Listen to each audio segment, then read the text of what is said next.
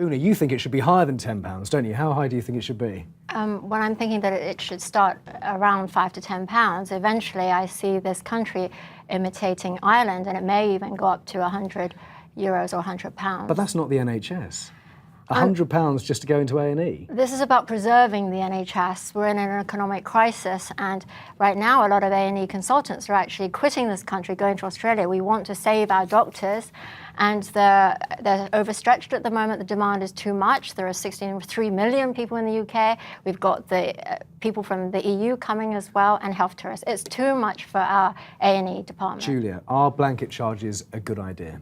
No, absolutely not, because it would deter people on low incomes from seeking the help that they need, and it would increase health inequalities.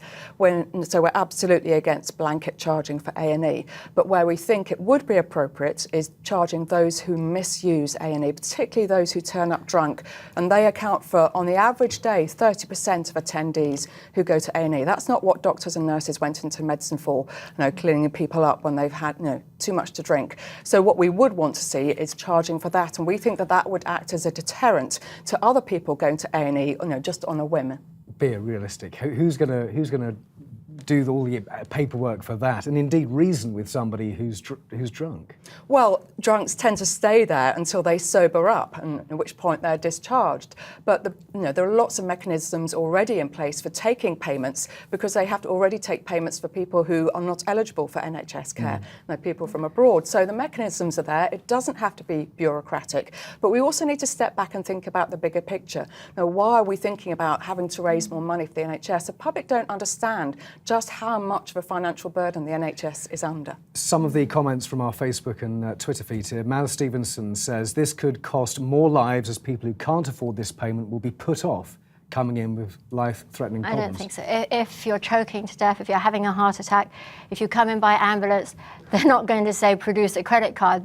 The hospitals are going to treat you. This is about non-emergent cases, so people coming in who don't really need emergency care. So maybe an accident, or maybe getting drunk, or something like that. I think we leave it to medical judgment. Joan Kerry says, stop all the time wasters. Drug people who end up in A&E need to be charged even more, because it's self-inflicted. But this whole refund thing, I mean, that's going to be a nightmare trying to enforce that, isn't it? I don't think that's going to be possible. I don't think that's reasonable. Yeah, I think that does sound like bureaucracy gone mad. I think what we do need, though, is we need to have a national debate about what the NHS is there for now. I think some of the stuff that goes on, Bevan and Beveridge would be horrified at the abuses going on of the system, and just the extent of what's the NHS is expected to do. People are going to A&E because they can't get to see a GP.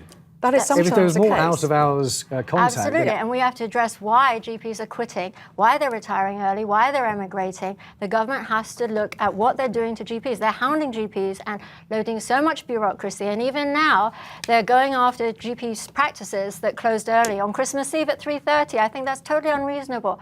That's why a lot of GPs are quitting. 48% of GPs are women. Women can't work 24/7 and raise a family and take care of patients. They want to do the best. And unfortunately, the fallback is A&E. And so when you can't see your GP because there aren't enough GPs, they have to wait 2 to 3 weeks for an appointment, and I know that's unreasonable. And Julia, very quickly, what worth pointing out, a lot of GP practices have got really good systems in place, so you can see your GP on the day. You don't have to wait 48 hours or have an appointment next week. True. So there are a lot of those GPs, doctors who've cracked this problem already. Hospitals know which are the doctors' practices who don't look after their patients properly. They need to be given more authority to deal with these problems. Julia Manning and Dr. Una Coles, thank you very much for your time. Thanks.